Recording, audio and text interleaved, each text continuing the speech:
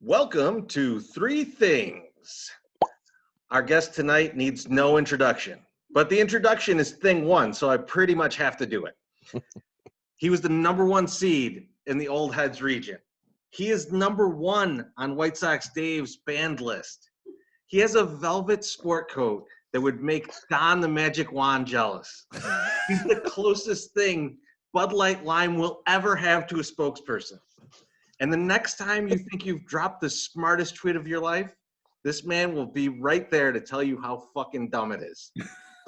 He's pro-steroid. He's anti-Scotty Pods. He is the heel of White Sox Twitter. He is KenWO. Welcome, Ken. Glad to have you, man.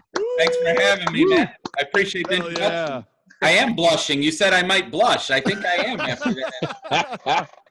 This is the right way to close the evening, Treasy. Good choice, baby. Oh, I know, man. I was kind of hoping for the velvet coat, but then I thought to myself, if he wears it, I'll be too intimidated.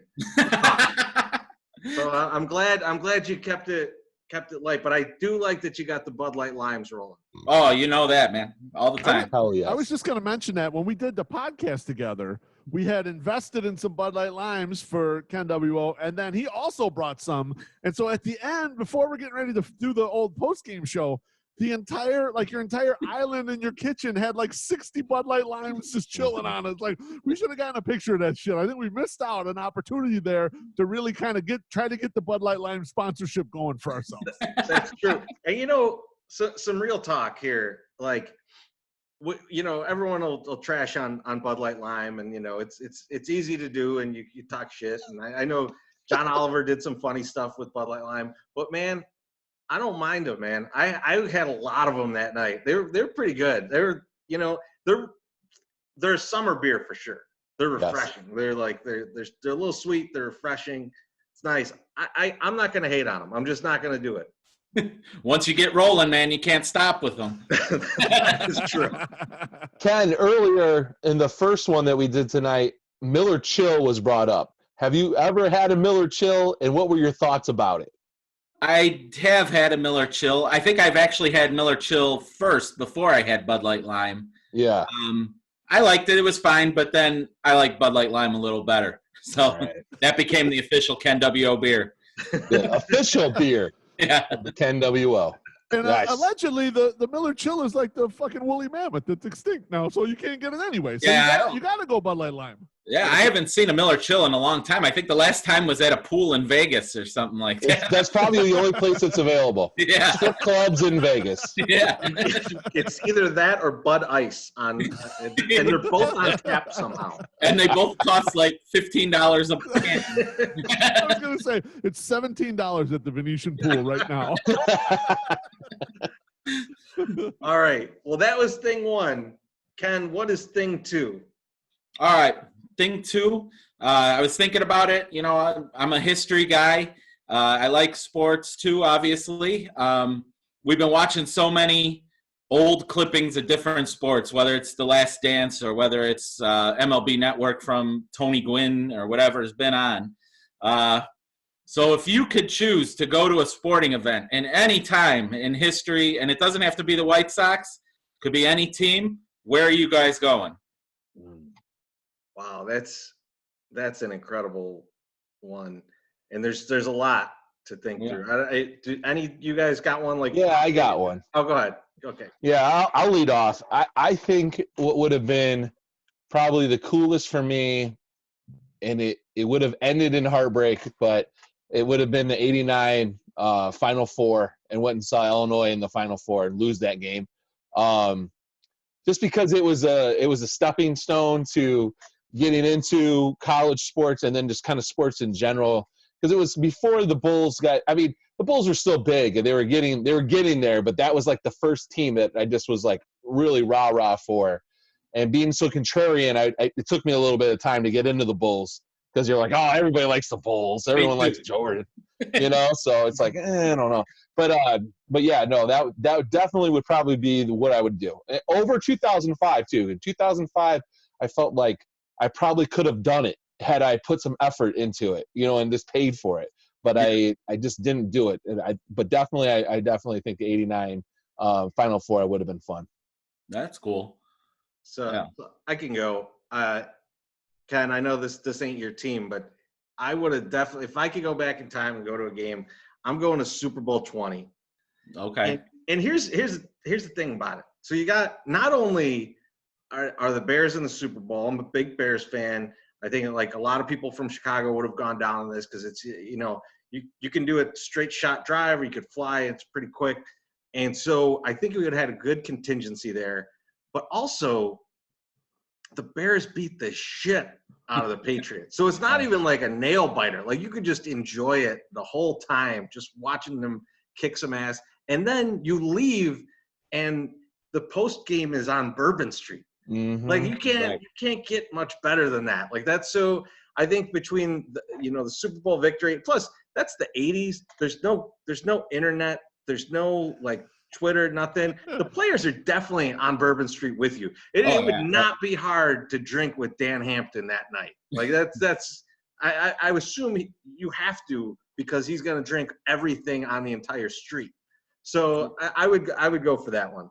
Yeah, and then over to Pat O'Brien's. You could bring Walter. Hurricanes with him. You could bring Walter a crying towel for not scoring a touchdown. I knew he was gonna go there. Knew it, man. Couldn't help it. Yeah, I could talk shit to Ditka for not letting him. Like that I mean, Ditka could whoop my ass, but I could still get in a couple words. Yeah.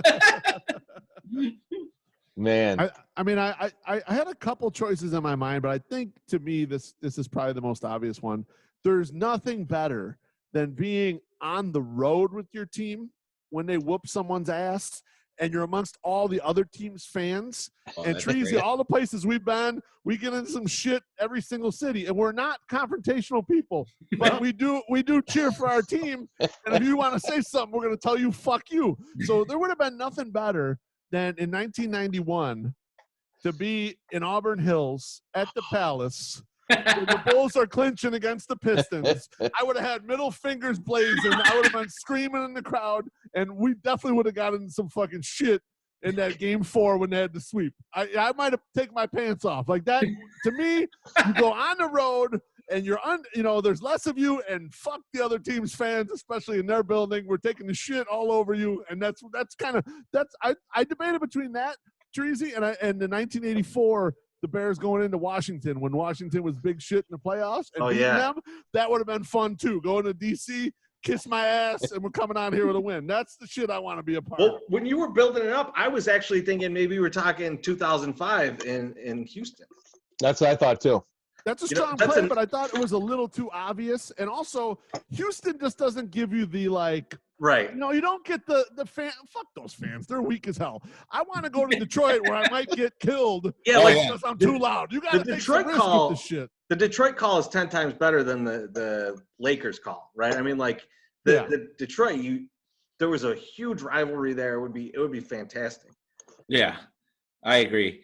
How about you, Ken? Where you going, Ken? For me, I'm going to a White Sox game, and it's going to be in 1977 with my dad at Old Comiskey Park. I don't care what game, any game, doesn't matter. But my dad has some good stories from the 70s about sitting in the upper deck with they let you bring in coolers of alcohol at the time. Could you imagine if they did that now? Oh my God, amazing! We'd be dead. And the 70s, the Sox were kind of, I don't know, the dirty team or whatever. The park was dirty and all that. It's just my kind of scene, man. I think I would have thrived in that era there. And I didn't get to do that. So. 77 is Southside Hitmen, too. Yeah. So hitting a bunch of fucking home runs. That's a fun team right there. Yeah, they hit a lot of home runs. My kind of vibe over there. So I think that would have been my choice. Nice. Yeah. I love it. All right. Thing 3. This is my question to you guys. So we all know that the proposal got handed off to the players now for what possibly could be the season. And there's a lot of different talk going on. There's a lot of different things that could happen. And one of the things that Beef keeps talking about, and that I love that he keeps talking about, is that it's not going to happen with the real players. And we're going to have like a replacement player like Scabs again. So my question to you guys is, we go that route. Give me one guy, former player, anyone that you want to be in the league for this season. Like some guy, just grab the guy off the street. He's in the league. Ooh, that's an interesting question. I have to think about that one for a second. I gotta think a little bit. I need a little bit of time here. I mean, first, I instantly kind of want to look at like old Sox players that look like they could still play right now. Like someone who looks like they could fucking get on the hill right now is Jose Contreras. Like he looks like he get up there and be just he looks fine. The same. He looks the same, right? He still looks like he's in great shape. And looks better. Yeah, I really had the big three kind of thought to it, right? Like there's these guys who are just out of the league for a little while, but they're still kind of known, and they could still kind of play. And if they're only playing against each other, they're going to be okay. Like that's kind of where my head is at for this. Gotcha.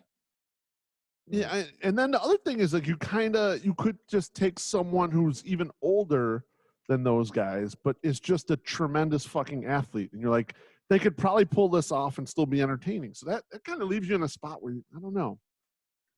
All right, I'll tell you, bad guy to some people. I know this crowd likes him just fine, but I would love it to see Frankenberry Sammy Sosa come back and play. Okay, he'd be the biggest draw in the goddamn league. Now, he might not be able to hit anymore, but he'd have like a fedora on, and he's looking all pink and beautiful. And can you imagine that? Like, he'd step up to the plate. He might not even wear a uniform. He might just have a suit on and just get up there. Like, that'd be wonderful. Let's throw this rule in there. Let's throw this rule in then so that we can kind of even the playing field. So there will be COVID testing, but there will be no drug testing. That makes my choice easy then. There's one guy that came to mind, and I think I'm going to go with him. He's in a beef with A-Rod on Twitter now, and it has to be Jose Canseco, because I'm sure that fucker could still hit it 450 feet. I need to unblackball him and bring him back into the league. I was reading a book by Ben Lindbergh. It's called The Only Rule Is It Has to Work. And him and Sam Miller, they're writers, but they got a chance to take over like an independent league team, and then try to run it using Saberway and all this stuff. And one of the anecdotes of the thing is that the team owner brought in Jose Canseco to like as a promotion, to like do a home run derby. Yeah. But it was right after after Jose Canseco had like blown off part of his finger or something like that, like, or cut off part of his finger. Mm-hmm. And so I was like, how did that work on? Like, well, he's still hitting everything. But what they did was they did a foam finger that was like this, where it was like missing half of the finger, and gave that out to all the fans. Oh my God. That's really creative. I would love to get a hold of one of those fucking things. That's awesome. Next summer, who you got? I'm going to go a different way here, because this is going to be something that we're probably going to have to debate in like 20, 25 years. So let's get LeBron James in and go hit some baseballs and see how well he can do the whole playing baseball thing, because, we're going to have to talk about it at some point. And, for obvious reasons, Kobe can't do it. So we'll have LeBron come in and he can go hit some baseballs, and we'll see how good he can do. See if he can hit 200 in the Scab League. Now, that would be really funny. I've long told Treasy that I thought if LeBron decided to play football, he would have been better than Calvin Johnson. Yeah. Because he was an all-state tight end, and he's got humongous speed. He's 6'9". Like, can you imagine that? Nobody can cover LeBron. He could rebound pretty well. Exactly. Go up and get it. He fit in perfectly on the Lions. Oh, yeah. Treasy, how about you, baby? So I had a couple things I was thinking about. So one, the person that made me think of this was Manny Ramirez, because he is still trying to play. True. So He wants to be player coach, perfect player coach in this league. Like, but I thought he wants to be in Taiwan because of the delicious food. The food. Yeah, but I think if he had the delicious salary of a Major League Baseball player, I think he would go for that instead, and just get that food imported. But also, with no drug laws, he would be awesome. But the one guy I thought of, and this is not to play, but they would be it would be totally fucked up if they missed out on this chance. If they're gonna do this and they're just gonna go total bad guy and go like, we're not paying you players, we'll bring in someone else. They got to have Pete Rose manage a team. Oh, they absolutely have to have Pete Rose manage a team. So 100%. So I mean, his bench coach is Manny Ramirez, and Manny's also the DH. I'm all in for this. Like, if I'm not gonna get real baseball, give me the most bullshit baseball you possibly can. Like just the maniac league. So like, and I'm all over Canseco too. Canseco needs to be in there. Bring McGuire in there too. Like every guy that got blackballed, Rafael Palmeiro should be in there. Like Barry Bonds.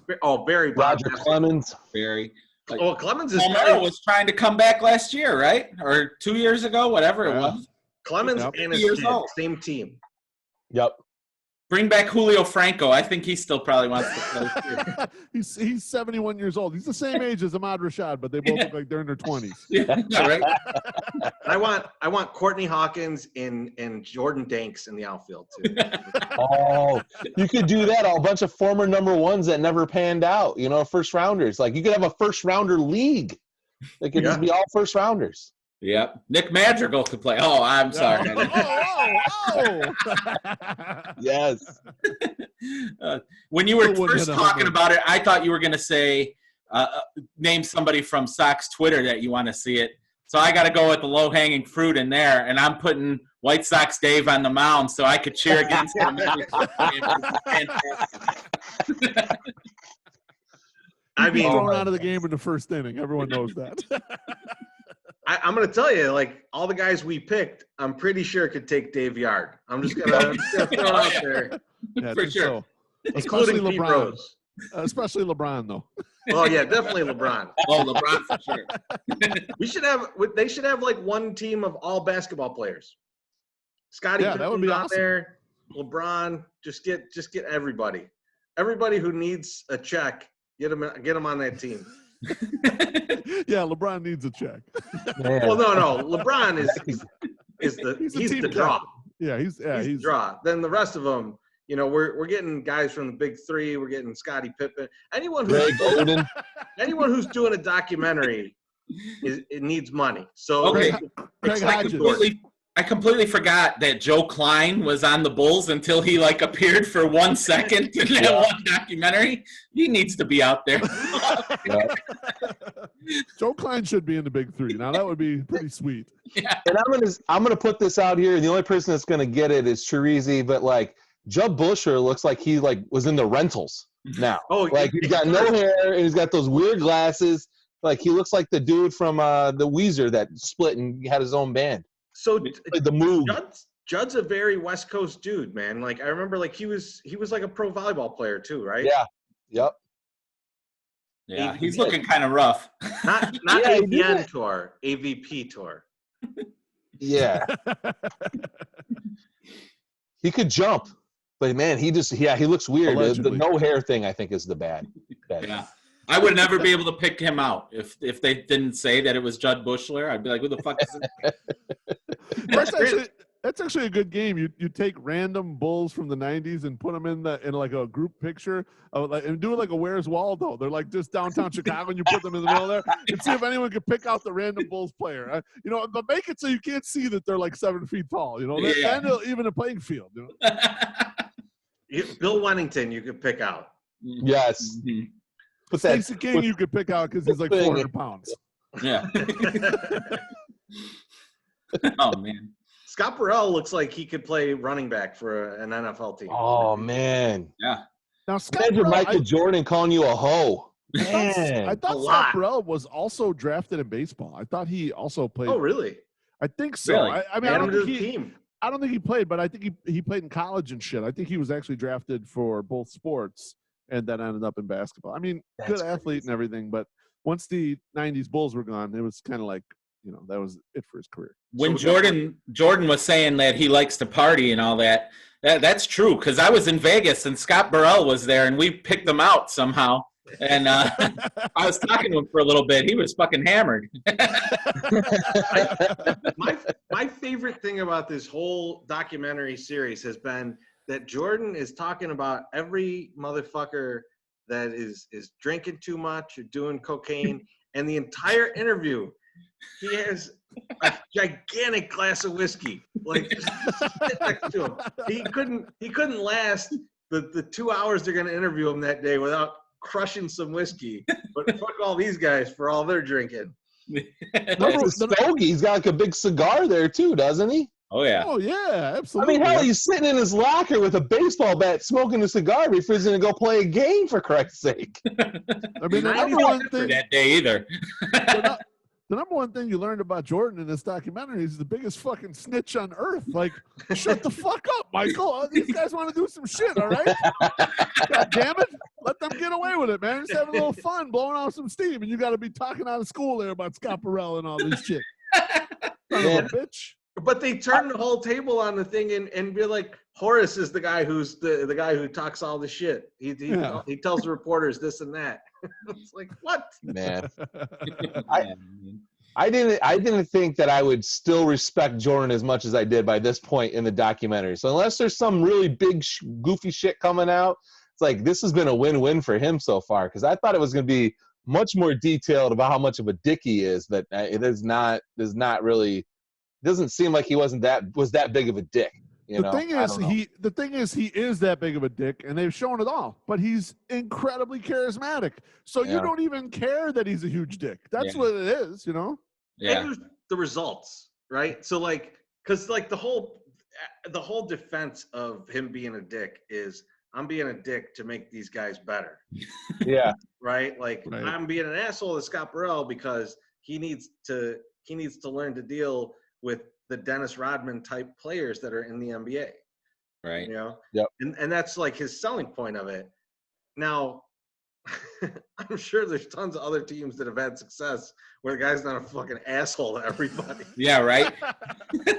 and if they would have lost, all these guys would have fucking hated his guts. Right. If they had like 48 wins and got bounced out in the first round of the playoffs, they were like, "Fuck that Michael Jordan guy! What an asshole he is!" Yeah, like What a dick. Brad Sellers is missing from this documentary. I want to hear a guy who was on a team with him when they fucking sucked, and he's like, "Yeah, you know what? He was that big of an asshole then. We didn't do anything." Craig Hodges kind of brought something up, like he thinks he's an asshole. I read that the other day. Yeah, and he's kind of been like, they didn't interview him for this thing, and it's like Craig Hodges was there for a couple of the title years. He won three-point shootouts. It's like, and I think he's still here in Chicago, so it's like an obvious easy interview, and they're like, "Oh, fuck Craig Hodges, we ain't interviewing him." Or maybe Jordan's they did. got control over this stuff still, right? So he don't want him on there. That's right. I'm surprised Isaiah got on there. Yeah. Well, they only brought Isaiah on there to make him look like a dick. Yeah. To help Jordan, you know. I did think I was the only part where like I was really like, man, this is over the top dickness is when he was laughing at the Gary Payton thing. Yes. Because like, Oh man. I remember that series, and I That was so remember great. Gary Payton looked pretty good in that series. So like I get why Gary Payton would remember it that way, since everyone remembers it that way. Right. But yeah, I was surprised that he was just laughed his balls off at him. But then it kind of fits, and like it is a great like if I was filming the documentary and I got that on tape, I'd be like, oh, I'm definitely putting this in. The highlight of the whole documentary for me. I fucking love that. I busted out laughing while he was laughing. It was so funny. Like, yeah, fuck this guy. He ain't nothing. Like, The highlight for me is still Jerry Krause getting down in the plane after the championship. I mean, I don't remember all that stuff as a kid, and then in the third three-peat or the second three-peat, it was just like, I don't remember all the back and forth in the papers and shit. But like every time you hear Krause talk, you just want to be like, just shut the fuck up, dude. Like you're getting paid, you're getting that. You don't need the credit. Like, why did you need credit for all this shit? You're not playing the game. Like, I get the player's perspective, but I just don't understand like why he needed to be recognized as being such a smart person on this whole deal. Because this doesn't make any sense. So let's say the Sox win it all. Yeah. Right? Does Rick Hahn Gantz as well. I don't think he does. No, I don't think so either. I don't think he does. Kenny Williams does though. Oh yeah. Kenny Williams busts out like a really great move. Right next to Brooks Boyer, and they're like popping and locking, going nuts. Well, I mean, They're doing a kid and play dance, right? Brooks was there for those. He was there for those, so he knows those. He's going to teach Kenny a couple things. I keep looking for Brooks. I want to see him off camera. I do too. Doing something. Nothing. Him and Bob Rosenberg. Yeah, right? Keep looking for those two guys, and I haven't seen them yet. Well, all right, man. Cooper was in. Did you guys see the one thing where they were playing ping pong? But it wasn't the one they showed on that, but they put it out on Twitter, and it was Jordan versus Robin Ventura playing ping pong. And Cooper really? was in the background. So this fucker has been sitting there for, what now, 25 years at least? Like, He's fixing everybody, man. He fixes everybody, Ken. What the fuck? He's pitching coach emeritus. You know, he's got tenure over there. Yep. All right, man. Thank you, Ken. Thanks for coming. This was on, fun. Man. Really Hey, no problem, man. A lot of fun. We'll talk to you very soon. Hopefully, we'll crush some Bud Light Limes in a parking lot in the near future. Hopefully. Yes. I can't wait. Thanks for having me on, guys. Thanks, Have a good Ken. night, guys. Cheers, bro. Cheers. Take care, man. Yeah, take care.